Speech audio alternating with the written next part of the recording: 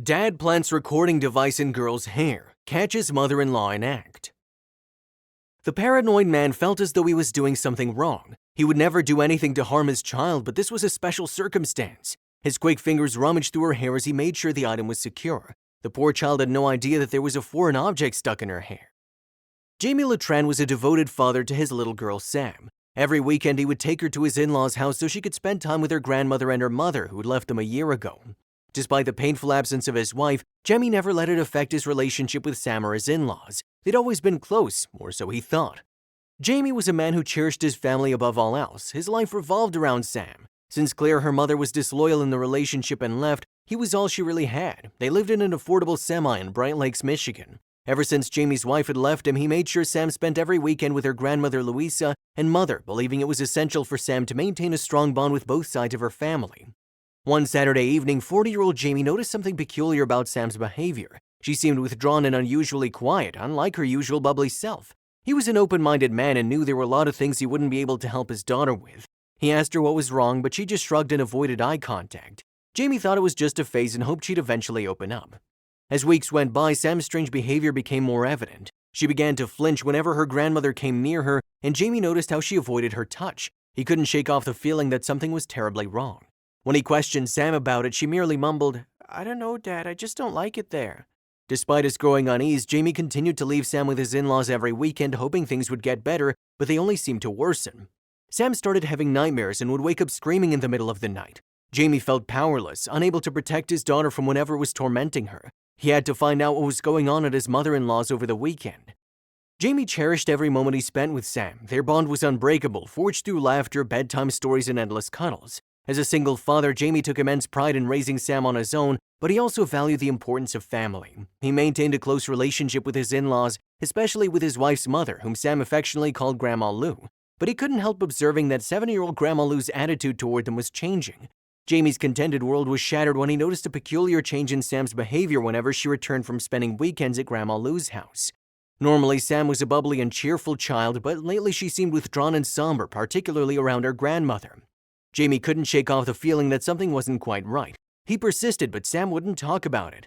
Jamie began to notice a change in Sam's behavior whenever she returned from her weekends at her grandma's. At first, he dismissed it as typical childhood mood swings, but as the weeks went by, his concern deepened. Sam became withdrawn, avoiding eye contact and speaking in hushed tones whenever Jamie asked her about her time with Louisa. There was something visibly wrong with her. Her character was changing. One evening, as they sat down for dinner, Jamie couldn't help but notice the solemn expression on Sam's face. "What's wrong, sweetheart?" he asked, concerned about raising his voice. Sam fidgeted with her fork before finally speaking up. "Nothing, Daddy. I'm just not hungry." But Jamie knew his daughter too well. He could sense her unease. "But Sam, it's your favorite, fried chicken and baked potatoes. You can tell me anything. Is something bothering you?" Sam looked uneasy, as though she wanted to say something but was held back. "Can I ask you a question, Daddy? Did you want me?" Jamie was shocked that his child could ask him such a question. "Did Grandma tell you that?" he asked her. Tears welled up in Sam's eyes as she looked at her father. "Grandma Lou said you don't give her enough money," she whispered, her voice barely audible. Jamie's heart sank at the revelation. He knew his ex-wife had harbored resentments towards him, but he never expected her to poison Sam's mind against him. Suppressing his anger, Jamie pulled Sam into a comforting embrace. "Oh, sweetheart, that's not true. Grandma Lou shouldn't have said that. She's getting old now. You know I'll do anything for you." The worried father knew that his ex-wife and mother-in-law were poisoning his daughter against him, but he needed their help with raising her, at least until he got his promotion and could hire a full-time nanny. Despite Jamie's reassurance, a seed of doubt gnawed at his mind. What else had Grandma Lou said to Sam, and how long had this manipulation been going on? Over the next few days, Jamie observed Sam closely, trying to decipher any more clues about what was happening during her visits to her grandmother's house. He saw Sam jump into the car with red eyes a few times. Did Grandma Lou make her cry? But Sam remained tight-lipped, as if afraid to reveal more of Grandma Lou's secrets. Perhaps the strict granny threatened her if she spoke. That evening, as Jamie tucked Sam into bed, he couldn't hold back his curiosity any longer. "Sam, sweetheart, is there anything else you want to tell me about Grandma Lou?" The little girl said her granny always spoke about her and her mommy. Sam hesitated for a moment before whispering, "She said you don't love me as much as Mommy does." Jamie's heart shattered into a million pieces at Sam's words. How could Grandma Lou fill his daughter's innocent mind with such lies? Anger and hurt surged through Jamie as he struggled to maintain his composure. "Oh, Sam, that's not true at all. I love you more than anything in this world. Don't ever doubt that, okay? He hugged his child tight, reassuring her that he'd always protect her. As Jamie tucked Sam into bed, he couldn't ignore the feeling of unease that gnawed at him. He asked, "Is everything okay, Sam? You still seem sad." Sam hesitated before replying, "I'm fine, Daddy, just tired." The exhausted father didn't know how else to console his daughter. It was difficult raising a daughter alone, and his ex's family was only making things worse. Jamie's instincts told him there was more to it and wanted to find out exactly what Grandma Lou had been saying. He took a deep breath and asked gently, "Sam, is there something you're not telling me about your visits to Grandma's?" Sam fidgeted with her blanket before confessing, "Grandma says you don't love us anymore because you don't give her enough money." The little girl looked innocently at her father. Jamie's heart sank. He reassured Sam that he loved her deeply and promised to address the issue with Grandma, but deep down he knew he had to investigate further. The next day, Jamie decided to take matters into his own hands. He discreetly placed a small recording device in Sam's hair, hoping to capture any conversations between her and Louisa. That evening, Jamie listened to the recording with a mix of dread and determination. What he heard left him seething with anger.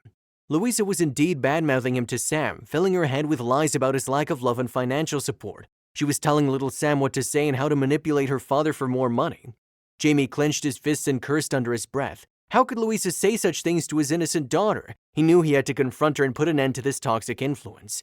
He felt used because he had ended the divorce amicably with his ex-wife Claire. He even gave her $3,000 a month for child support. How could they be so greedy and manipulate a child for money? Jamie knew that it was illegal, but he kept the tiny voice recorder hidden in Sam's hair. He needed more evidence against her as he planned to take her to court. He knew that she was using her money on herself and expecting Jamie to foot Sam's bills on his own. It wasn't fair or right, and it was her duty to provide for her too. The following day, Jamie sat Sam down for a serious talk. "Sam, I've heard some things that Grandma's been saying to you. It's not true, sweetheart. I love you more than anything in this world, and I'll always take care of you." Sam's eyes widened in surprise. "You heard us talking, Daddy?" Would Jamie tell her about the hidden device in her hair? Jamie wanted to be honest with his daughter. "Yes, I did," Jamie replied firmly. "I'm so sorry I had to do it, but I had to make sure you were safe. From now on, you won't be going to Grandma's house until she changes her attitude." Jamie didn't tell his daughter about the device. It made the child believe that her father had magical superpowers. She promised to listen to her father from now on. Sam nodded, her trust in her father unwavering. Jamie hugged her tightly, relieved that he'd discovered the truth and put an end to the toxic influence in Sam's life. He knew that from now on they would be stronger as a family, united against any external forces that sought to break them apart. But how would he break the news to his mother-in-law? The next day was Friday, and Jamie decided to call his mother-in-law to tell her that he wouldn't be bringing Sam over that weekend. Granny Louisa was startled and asked if everything was okay. Jamie lied and said that Sam had a cold, but he had no intention of ever sending her back there again. The next weekend, Granny Louisa called Jamie to find out where her granddaughter was, but Jamie said that she was still sick and he was busy, so he wouldn't be sending her through. Louisa was annoyed at this and accidentally let slip that she had plans to go to the casino that afternoon. Jamie knew that she was using Sam's money on herself. A few more weeks passed and Jamie kept his daughter with him. He ignored the countless calls from his ex and her mother. They wanted Sam to stay over. Just as he suspected, they actually requested that he still deposit the $3,000 into Claire's account even though she wasn't living there. Jamie laughed, knowing how annoyed they must feel that their cash cow left, but they deserved it. The weeks went by and Jamie noticed a positive change in Sam's demeanor. She was no longer withdrawn and seemed more confident and happier. Their bond as father and daughter grew. Jamie knew that they'd made the right decision, and he was grateful for the bond he shared with his daughter. He even learned how to do a few braid hairstyles for Sam's school days. They were doing well. As for Granny Louisa, she tried to mend the rift between them, but Jamie was firm in his decision. He would never allow anyone to poison his daughter's mind again. Sam was all his priority, and he would protect her at all costs. In the end, Jamie Letran's love for his daughter prevailed. They were a family forged in love and trust, and nothing could break their bond. But he didn't know that his ex-wife Claire was planning a spiteful revenge. She decided to sue him because he no longer allowed her to see her daughter. But when Jamie presented the recording to the judge, he decided to reduce the visits of the little girl to her mother to once every 3 months. Jamie will no longer pay the $3,000 per month for child support. If you enjoy hearing these kinds of touching stories where life manages to survive against all odds, then subscribe to our channel.